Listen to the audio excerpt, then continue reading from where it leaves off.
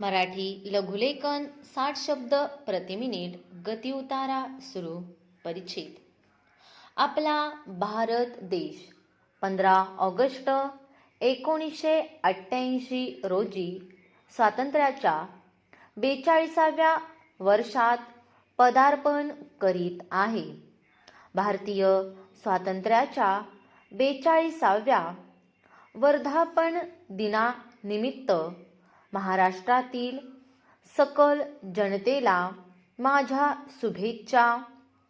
परसत्तेच्या शृंखलेत अडकलेल्या भारत मातेची मुक्तता करण्याकरिता ज्या ज्ञात व अज्ञात लहान थोर देशभक्तांनी आपल्या संसाराची पर्वा न करता आंदोलनात उडी घेतली, कारावास व अन्वित जुलूम सहन केला, प्रसंगी देहदंडही सोसला, त्या सर्व देशभक्तांना माझे विनम्र अभिवादन.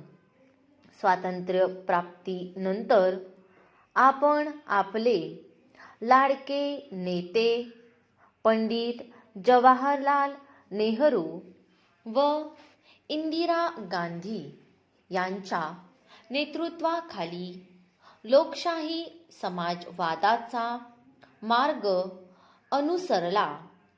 आपले तरुण पंतप्रधान श्री राजीव गांधी भारताला 21व्या शतकाकडे घेऊन जाण्यासाठी निर्धारपूर्वक वाटचाल करीत आहेत.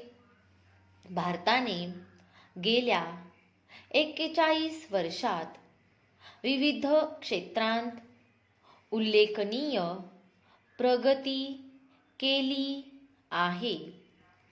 जागतिक संदर्भात अलिप्ततावादी राष्ट्रांचे नेतृत्व देखील केले आहे.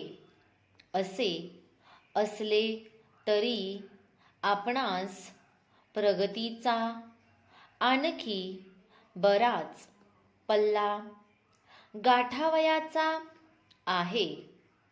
देशातील काही फुटीर वृत्तीचे लोक समाजकंटक विघातक शक्ती यांनी अलीकडे डोके वर काढले आहे.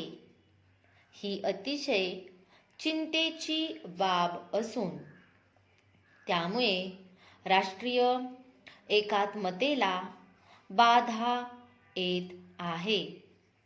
कोणत्याही परिस्थितीत या अपप्रवृत्तीचा सर्व शक्तीनिशी बीमोड करणे आवश्यक असून केंद्र शासन त्या दृष्टीने समर्थ आहे. देशातील सर्व भागांमध्ये ऐक्य व सलोखा नांदला पाहिजे. राष्ट्रीय एकात्मता वृद्धिंगत होऊन सर्वांनी बंधुभावाने वागले पाहिजे. 21व्या शतकाकडे आत्मविश्वासाने व समर्थपणे वाटचाल करण्यासाठी पंतप्रधान श्री राजीव गांधी यांच्या पाठीशी आपण उभे राहिले पाहिजे. स्टॉप.